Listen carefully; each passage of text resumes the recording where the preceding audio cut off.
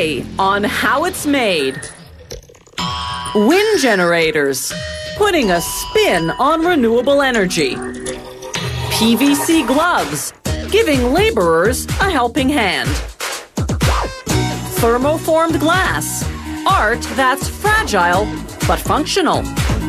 And fire trucks, we're pumped to show you how they make them.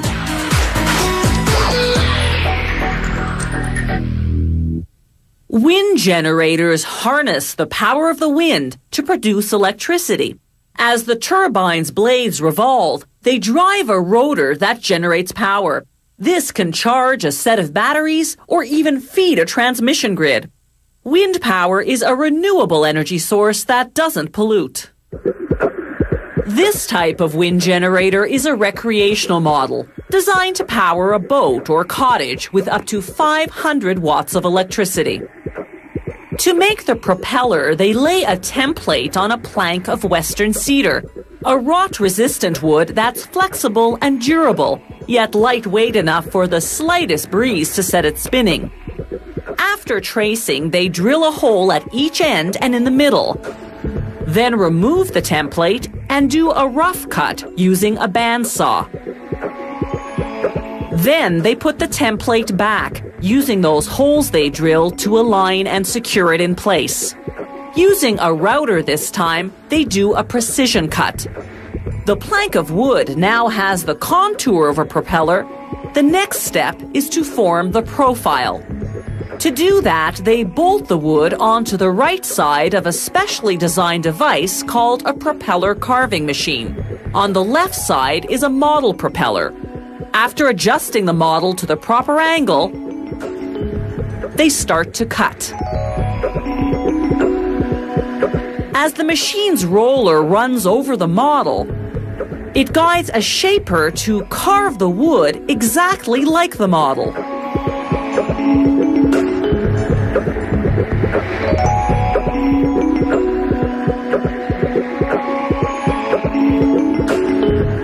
It takes about 8 passes to get the propeller's profile just right.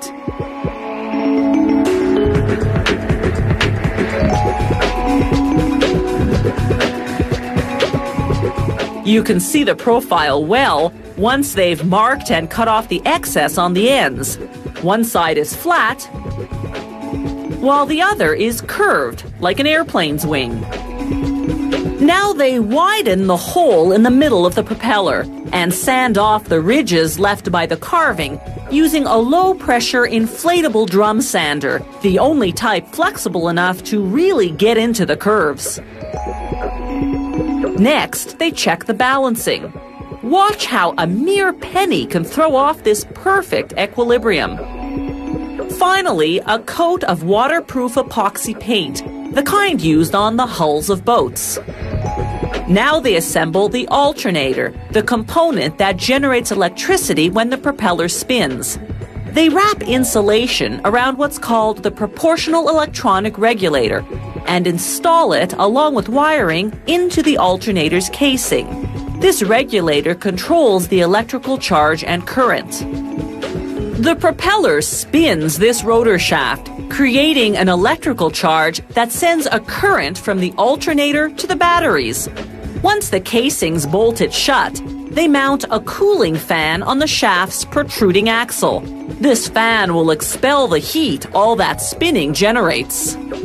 Next, they assemble the parts that make up what's called the lolly shaft, the axis on which the propeller sits. This axis enables the propeller to pivot toward the direction of the wind without twisting the wires that run to the batteries. Finally, they connect the wires from the lolly shaft to the alternator. This rubber cover protects the connection from the elements. Now they assemble what's called the propeller governor, a key component that prevents the propeller from overspinning and breaking down in high winds. When the propeller spins too fast, the centrifugal force pulls on these springs. This activates the braking flaps, generating drag to slow the propeller down. Again, precision balancing is critical, otherwise you'll have a damaging vibration. After applying the manufacturer's decal, they mount the propeller's rudder onto the back end of the wind generator's frame. On the other end goes the alternator, followed by the propeller and propeller governor, both painted black to protect the waterproof coating underneath from the sun's damaging UV rays.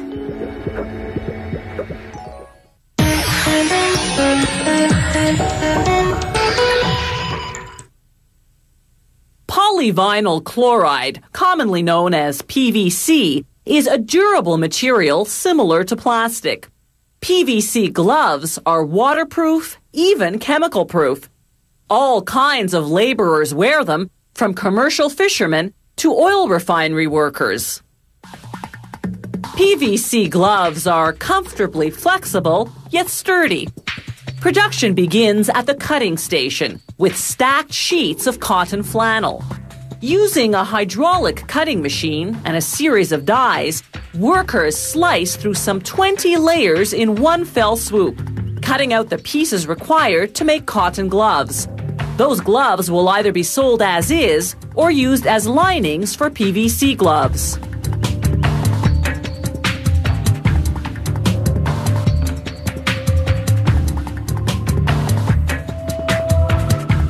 The next step is to sew the pieces together.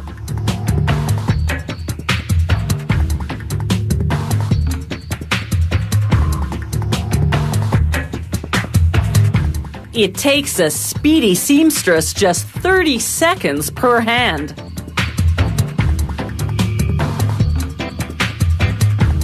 Next, they sew on a wrist made of a stretchy cotton and lycra knit. This seamstress works the wristing machine so quickly, we had to ask her to slow down so that we could actually see what she's doing.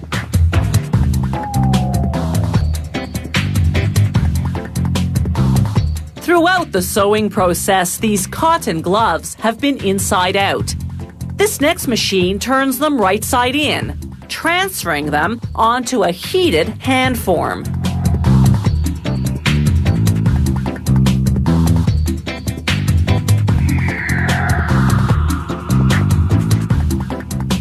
The machine then presses each glove onto the form.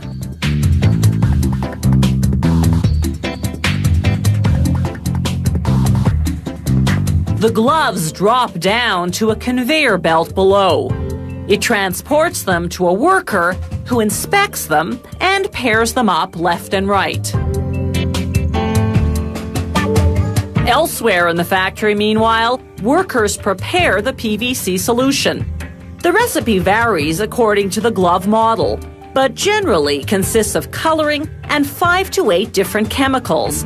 They add an antibacterial antifungal solution to combat odor from hand perspiration. To apply the PVC, workers slip a metal form into the thumb of each lining, then put the lining onto a thumbless hand form. If the hand and thumb forms were one piece, it would be difficult to remove the stiff PVC glove afterward without tearing.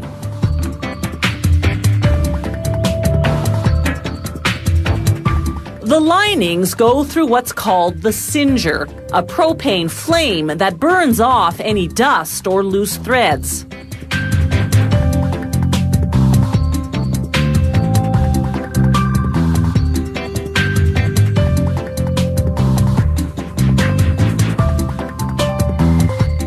Then it's into the PVC bath. The basin of liquid PVC moves upward, coating the liners.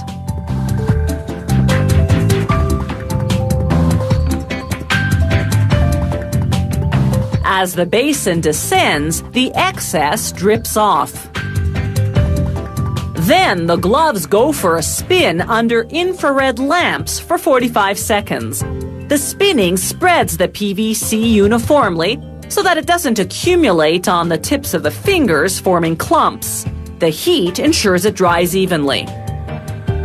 After a second coat, the gloves pass through a propane-fired furnace for about 20 minutes at 190 degrees Celsius, then through a cooling chamber for 5 minutes.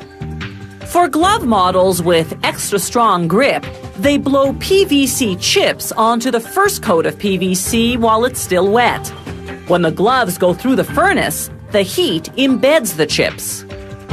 After cooling, the gloves are dried and cured and ready to handle a hard day's work.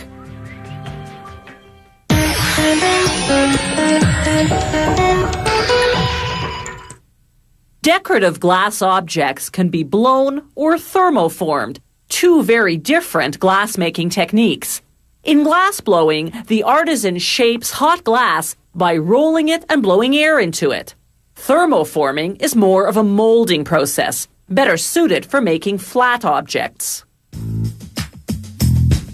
When you look at these magnificent pieces, it's hard to believe they begin as run-of-the-mill window glass.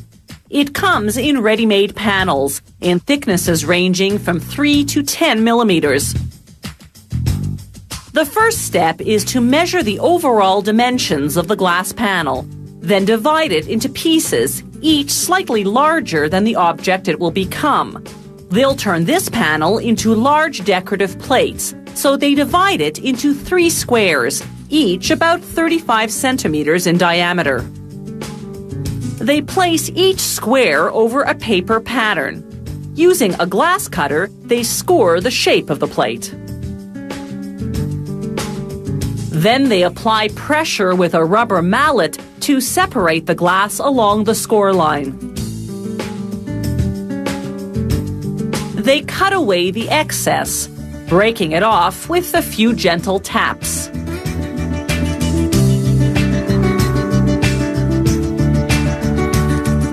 Now they position the plate-shaped glass over a drawing and begin the artwork.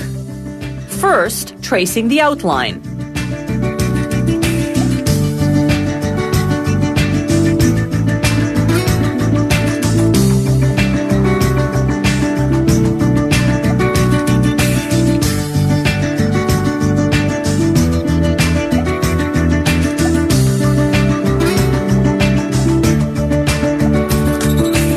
Now they embellish the design and fill in the details. They use enamel paints specifically designed for painting on glass. Once the brushwork's done, they use a paint gun to apply the background colors and shading. The glass has been cut and decorated, but it's still perfectly flat. So the final step is to mold it using extreme heat, hence the term thermoformed. The mold they use is made of fireproof materials designed to withstand high temperatures inside the oven, known as a kiln. They carefully lay the glass over the mold. They mold several different pieces at the same time.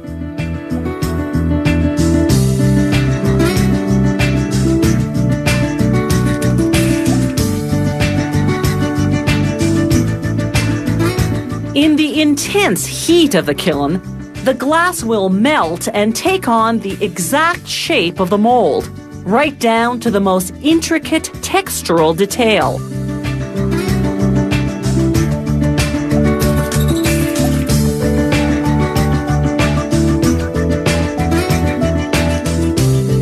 These small pieces of glass will become the paint pots on this glass replica of an artist's palette. It takes an hour and a half for the kiln temperature to climb to a scorching 843 degrees Celsius. At peak temperature, they open up briefly to make sure that everything is progressing well. The glass at this phase should be the consistency of maple taffy and glowing bright red. If it is, they can close the kiln and begin the cooling phase. 6 hours later, the glass pieces have hardened into the shape and texture of their respective molds.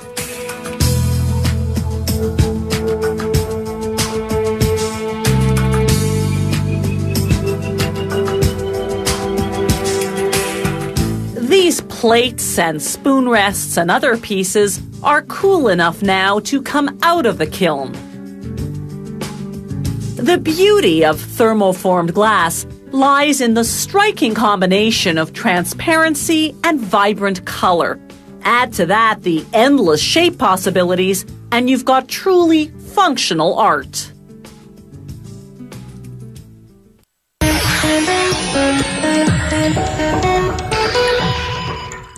There are different types of fire trucks. Pumpers hook up to fire hydrants, boost the pressure, then shoot the water out through hoses. Ladder trucks elevate firefighters on either a ladder or a platform. Rescue trucks have tools to cut through metal and clear obstructions.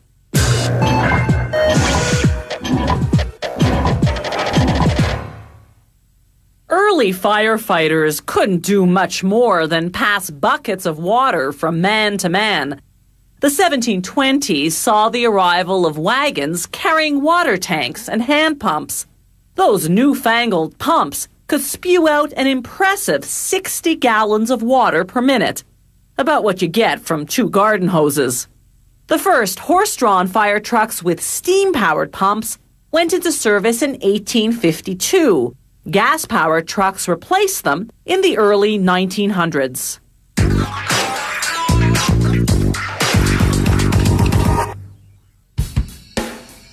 This pumper truck can deliver 6,000 liters of water per minute. Mechanical engineers usually custom design fire trucks to suit the particular needs of the fire department placing the order. The truck's body is made entirely from 4mm thick sheets of marine-grade aluminum. Following the technical drawings, workers cut the aluminum panels to the sizes required, notching certain corners at a 90-degree angle. Workers weld the pieces together to form what's known as the crew cab. The crew cab not only carries the firefighters, it also houses the control panel for the water system.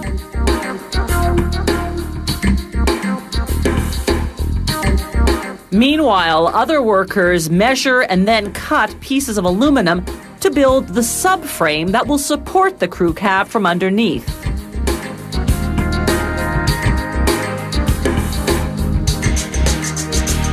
They weld the parts together.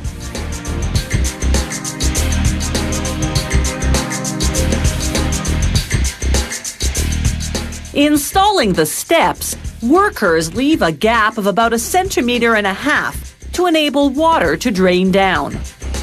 They line the storage compartments with aluminum sheets, using a sander to make textured circles on the smooth surface. This pattern will camouflage the scratches that moving equipment in and out will inevitably create. They use a machine called a press brake to bend the sheets to the required shape. Then, using what's known as a punch press, they cut holes for the built-in lights, the door handles, and the various control knobs. Workers now assemble the pieces and make any necessary adjustments before painting rather than after to avoid damaging the finish. After this fine-tuning, they'll disassemble everything and send the parts to the paint department. After that, they'll put it all carefully back together. The full-scale assembly can now begin, starting with the water pump. It arrives here ready-made from the supplier. Next comes the crew cab. This one isn't for the pumper, but rather for a yellow rescue vehicle. The pipes that lead to and from the water pump go into a threading machine. The pipes are part galvanized steel, part stainless steel.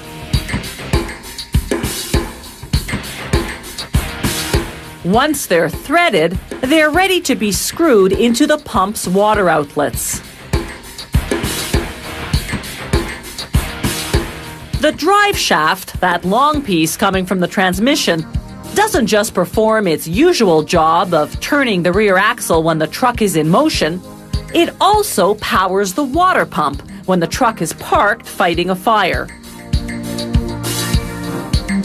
This control box runs the fire truck's electrical system including the flashing emergency lights. Each wire is color-coded, number-coded, and function-coded. Workers run the wires from the box to the control panel in the crew cab.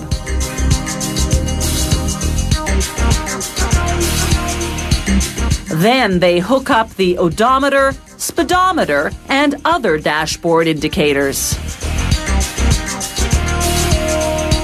They install water pressure gauges, adapters for connecting the hoses to the water system, and pressure release valves for adjusting water pressure. Lo and behold, a shiny new fire truck built to a department's exact specifications. Only there's one thing the client didn't have to specify, that it be painted fire engine red.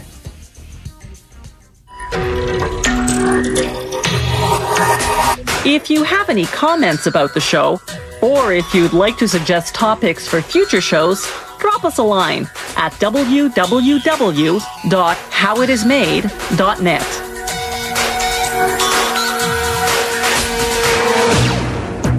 The How It's Made crew vehicle is courtesy of Subaru Canada. Kinks in assembly put the police bike's NYPD debut in jeopardy. Coming up next on American Chopper. Creative differences generate tension on the Hildebrandt restoration. It's American Hot Rod. Tonight. Scientists know that another massive eruption is due. They just don't know when or where. Supervolcano. Sunday